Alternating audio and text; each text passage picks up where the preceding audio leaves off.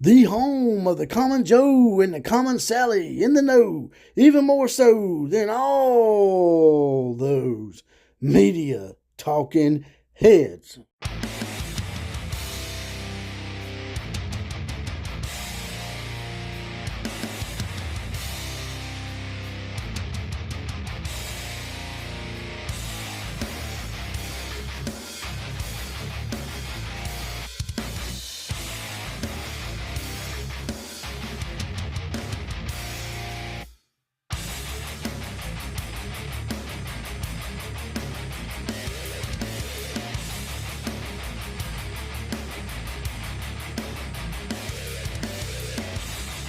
How's it going out today, boys and girls in sporting land? This is JPC. I am the OCF. That stands for the Outlaw of College Football. And the JPC stands for Jesse Paul Clark. That's on Facebook, spelled Jesse without the I. Also on Twitter at OCF Productions.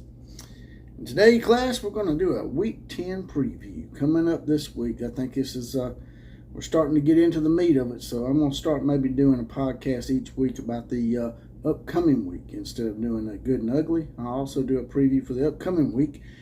And today we're going to talk about the top 4 games, the college football playoff polls, I said, and a little bit of controversy between Brent Venables and Jeff Lebby.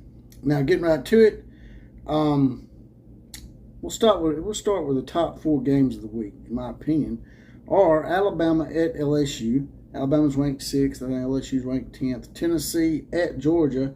Tennessee's ranked number 1 in the college football playoff poll. Georgia's ranked number 3. Baylor at Oklahoma. Both of these teams are middling right now. They're 5-3, but it's a very important game as far as maybe bowl eligibility and maybe even a step up and closer to attaining maybe a nice, real nice bowl invitation. Also, Clemson at Notre Dame. Now, Notre Dame, they've been off and on all year. They've lost some games they shouldn't have and maybe won some games they shouldn't have. But the game is at Notre Dame. Clemson has not really played a real tough schedule this year, and this may be the real first true road test that Clemson's had. So we'll see how they react. We'll see if Dabo continues to prove to everybody that he is doing just fine without all the coordinators and all the staff that he lost. You know, Nick Saban used to lose staff like that a lot, but Nick Saban's always been able to recover somewhat. Dabo's trying to prove himself this year. Maybe he's auditioning for the Alabama job down the road. Who knows? But of these 4 games, Alabama and LSU, that game, I think they might have pushed LSU up to number 10 to try to make this game seem a little more important or maybe closer than it should be. Alabama should beat LSU rather handily, but that doesn't mean they will, because every time Alabama plays LSU, you just never know what you're going to get sometimes. We've had 1 or 2 blowouts, but not many. I think Alabama will go down to LSU and win this game. Now, whether they handle them like they should, that remains to be seen. But in the end, I do think Alabama will prevail. I don't think LSU's offense is quite geared as much to attack Alabama as much as Tennessee and Hendon Hooker were. So I think that'll work against LSU in the end. Alabama's offense will basically distance itself probably towards the end of the 3rd, early of the 4th quarter, and I'd say Alabama's probably going to win this game. Like I said, their offense is not really geared to attack our kind of defense, so I'll say Alabama 38 and LSU 17. Now, Tennessee at Georgia. That's the biggest game of the week, probably number 1 versus number 3. Tennessee's finally playing a road game against a top-tier team, probably the toppest of the tier that you can get, the defending national champions, those Georgia Bulldogs. I've been going back and forth on this game. I really don't know where to go with this, but I would like to see Tennessee continue to win. I know that sounds funny coming from an Alabama fan, but I would like to have a rematch with them if we were to win out. That would be great to be able to rectify that loss to them, or maybe get our ass handed to us again. I don't know. As long as we don't have the same officials, we'll be all right. Tennessee comes to this game. They're probably due a loss. by Tennessee standards the last 15 years. But really would like to see Tennessee win this game. So I'm probably going to go with my heart a little bit on this one. And I'm going to take Georgia's defense is probably, they probably could slow Hendon Hooker down a little bit, especially if they do some real good game study on the Alabama game. I'm going to say Tennessee 28, Georgia 24. Now, Baylor at Oklahoma. Like I said, this game is really important for Oklahoma and Baylor going forward as far as getting bowl eligibility out of the way and maybe moving up the ladder a little bit in a nicer, more accommodating bowl venture for their fans. They said Oklahoma. And Oklahoma, since Dylan Gable's been back, has not lost a game. As a matter of fact, when Dylan Gable, and I just thought this one, Dylan Gable's in the game, I don't think Oklahoma's ever lost a game. Now that TCU game, he got knocked out. And ever since he's been back, Oklahoma has not lost a game. So, just stumbled on that. But I think Oklahoma's going to pull this one out. And I'm not saying that because me and Oklahoma fans have been having a love affair this past year. I think Baylor's an up and down squad. I don't think they're as good as everybody thought they were. Obviously, they're 5-3. Baylor can acquire that 6th win down the road, I think, and get bowl eligibility as well. But I think this is a lot more important to Oklahoma and Brent Venables as far as building this program. And, looking at the bigger picture of things, this game means a lot as far as building for the future for Oklahoma football. So I'm going to take Oklahoma in this game. I'd say Oklahoma 35, Baylor 24. Clemson at Notre Dame. I'd love to take Notre Dame in the upset here. Clemson has had a few games where they were a little sketchy, and maybe could have lost that game against Syracuse. But Notre Dame beat Syracuse after losing to Stanford and Marshall. They beat a ranked Syracuse team, so we don't know what we're going to get with Notre Dame. But the fact that it's at Notre Dame could lend for an upset in this game. It's just that Notre Dame is so erratic. I just don't know if I can trust them. What do y'all think? You think we can trust Notre Dame to pull another upset? Are they coming around? No, it's just hard to call, man. Real hard to call. It's going to be a lot closer than people think, I think. I think that Clemson will pull it out, though, in the end because they just have that knack for pulling games out. Clemson 28, Notre Dame 27. Now, let's talk about the whole Jeff Lebby and Brent Venables thing. Got a few graphics I'm going to put up here from the article I saw on Google Sports. It was some kind of Google Sports notification. Might have been for 247 Sports or Saturday Down South or someone like that. But you can Google it and check it out. And I got some graphs here from where I saw all this stuff being chattered about. Seems that Brent Venables had a few things to say about the offensive coordinators calling and whatnot. And I don't know if it's something to be worried about or whether there's some kind of angst between the two, but I don't think there is. I think this was just Brent talking out loud, thinking out loud, and maybe he should have parsed his words a little bit because people take shit and run with it, make it into something it's not. I don't think these two have any friction like people are trying to play it out. It's just the haters of Oklahoma football, I think, that are trying to stir some shit up. But in these graphics, he says Lebby is too worried about getting his whole playbook in instead of going back to a play that already worked. So basically, Brent is telling him that, hey, I understand you want to open up your playbook and get all your plays in and whatnot, but if something's working, at least go back to it in moderation, or at least go back to it a few times. Maybe go back to that play that worked 4 or 5 times during the game, maybe more. But don't just get in this mindset that you've got to call something different every time, and when you're overthinking it, and you could just call a play that already worked, that your opponent hasn't been able to stop. I think that's all that Brent was trying to relay there. Also, Brent said in these graphs, he also said Brent said he literally told Lebby to call a play that had previously worked. That's Brent's words. Brent actually said that he literally, keyword literally, which means he actually went to Jeff and said, hey, why don't you go back and call that play that you called a few plays back? And people making a big deal out of that, like, Brent Venables is trying to tell Jeff Lebby how to do his job. Jeff Lebby must not be doing a good job. Brent Venables must not like Jeff Lebby. Once again, I think it's overplayed. I just think it's people trying to stir shit amongst the Oklahoma fan base and the Oklahoma coaching staff and players and whatnot. All Brent's probably doing here is just saying, hey, man, and this is what a coach is supposed to do.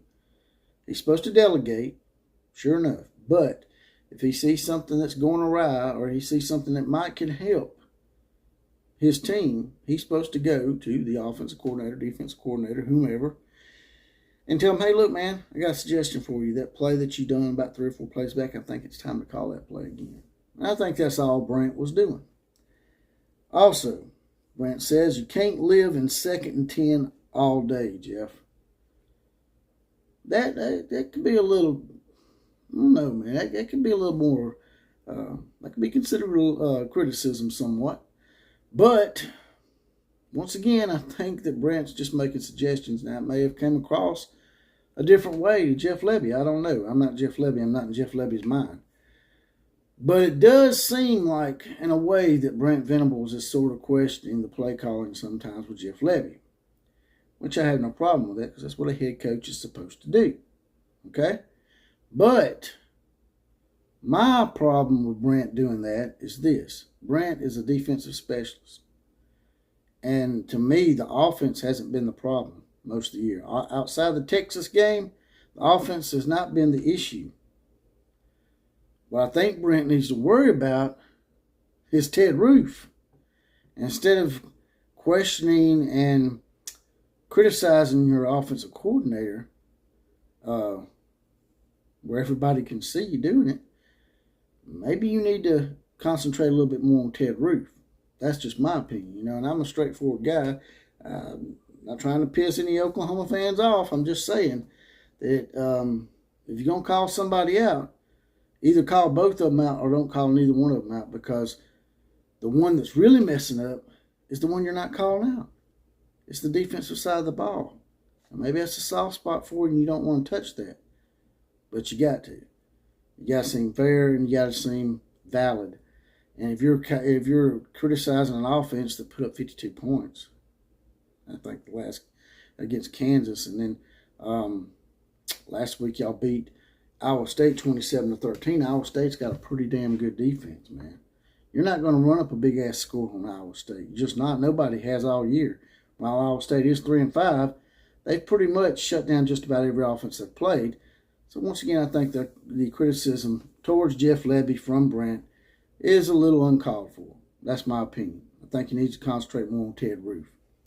Now, let's talk about the playoff poll that came out. Number 1 was Tennessee. Number 2, Ohio State. Number 3, Georgia. Clemson, Michigan, Alabama. Number 6, TCU. Number 7. Number 8 was Oregon. Number 9, USC. And number 10, LSU. Now, I have no problem with this poll, really. I mean, I would probably interchange a few things. I would probably have put in Georgia. I would have probably put Georgia number 1 if I was on that panel. Just because Georgia is the defending national champion. They haven't lost a game. In my opinion, that if you're the national champion, I don't care how shitty you look. You're the national champion. You're the defending national champion. You should be able to hold that mantle and that belt until someone takes it from you. Just like a boxer. Or, professional wrestling. I'm not going to go there. But just like a boxer holds his belt. He's the champion. He holds his belt until someone takes it. That's the way it should be in college football. Ohio State being number 2, I think that's about right. I just would have flip-flopped Georgia and Tennessee and let Tennessee prove themselves on the road. Clemson, Michigan, I still have questions about those 2 teams. They haven't really played that great, and in some games, and their schedule hasn't really been that taxing, in my opinion. The big controversy was Alabama being number 6, and they've already got a loss, and TCU being undefeated and not having a loss, being under Alabama. So Oregon, USC, and LSU, that's interchangeable with just about a number of different teams out there. So I'm not even going to touch that. But the whole Alabama TCU thing. Let me explain something to y'all. I'm an Alabama fan, but I'm being unbiased when I say this. Alabama has, to me, looked like the better team, but they have a loss. But here's the thing. If TCU wins out, and this will solve everything, and I promise you, even with Alabama's pool and their tradition and how they're usually in the playoffs, if TCU wins out, I do think TCU will pass Alabama. They will. But right now, the pollsters and the panel they're not convinced, because TCU has struggled against West Virginia, which is not a great team this year, a middling team. I think they're like 3-5 or something like that. And they struggled the week before too, before West Virginia. So, in my opinion, that's what's being waited on. They want TCU to prove themselves. Now, if TCU wins out and they win the Big 12 championship game, TCU will jump Alabama. So everybody out there getting your panties in the wad and pissing your diapers about Alabama being ranked over TCU, just stop it. It's going to work out. Just like the whole Tennessee-Georgia thing. Those Georgia fans that are getting worked up about it, it's going to stop. I mean, all these teams play teams that can knock them out of the picture, albeit Clemson has a pretty easy path to me to the playoffs, because to me the ACC is pretty weak. But outside of Clemson, Tennessee plays Georgia. Someone will get beat there. Ohio State plays Michigan, who's number 5. Someone will get beat there. And then, of course, you have TCU and Alabama. All TCU's got to do is win out. Alabama wins out and wins the SEC title game. TCU won't have to worry about them, because at that point, Alabama will have knocked out Tennessee or Georgia, in my opinion, from being in the playoffs, and TCU will still get in. So calm your feathers out there, all you conspiracy theorists out there that say Alabama is given preferential treatment. That's not going to happen in the end. And sure enough, Alabama might get preferential treatment right now when it really doesn't matter as much, because they are a proven commodity. Ain't got nothing to do with someone liking Alabama more than TCU and showing favoritism. It's got all to do with what you've done in the past and what you've proven thus far in the playoff era. Alabama's proven himself. TCU hasn't. Once again, they can, though. What they got to do is win out. Take care of their business. If they lose a game, then yeah, Alabama's going to get in over them. But you guys have got to tell me what you think about all that. Like, share, comment, and subscribe to this channel. Also, there's a little heart down here, a little heart option. If you don't mind, click on that. Throw me a few dollars in the coffers. And as always, KMCA to all the other teams. Class is now officially dismissed.